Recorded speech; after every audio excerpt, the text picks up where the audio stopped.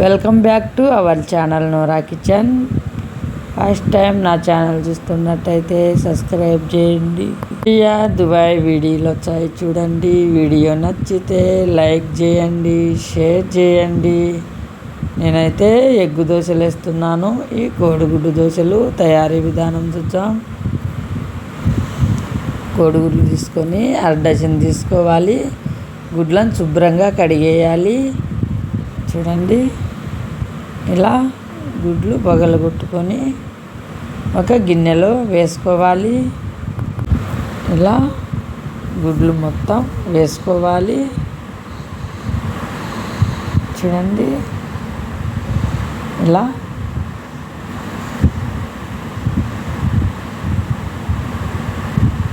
గుడ్లు వేసుకొని సన్నగా తరిగిన కొత్తిమీర వేసుకోవాలి.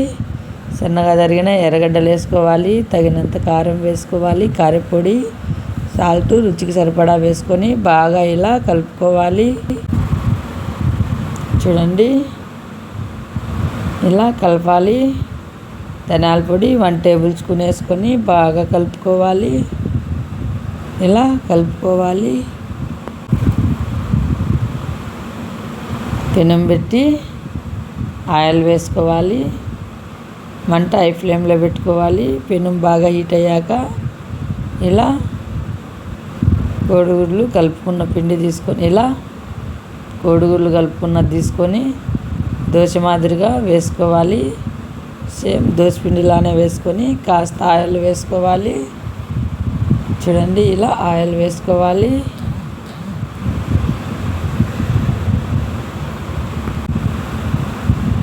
చూడండి, ఇప్పుడు రెండో వైపుకు దోశ తిప్పుకోవాలి. చక్కగా గాలింది చూడండి. మంట హై ఫ్లేమ్లోనే పెట్టుకోవాలి. ఇలా దోశను తీసి ఒక ప్లేట్లో వేసుకోవాలి. ఇలా దోశ వేసుకోవాలి. నేనైతే 6 గుడ్లు తీసుకున్నాను. ఇలా ఆయిల్ వేసుకోవాలి.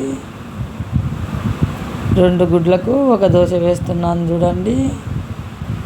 ఒక గెంటెడు పిండి అయితే 2 గుడ్లు అవుతాయి. చూడండి, ఇలా కాల్చుకోవాలి. 2 వైపులా మంచి రంగు వచ్చేట్టుగా కాల్చుకోవాలి. లాస్ట్ దోశ ఇది. చూడండి, కాస్త ఆయిల్ వేసుకోవాలి. మంట హై ఫ్లేమ్లో పెట్టుకోవాలి.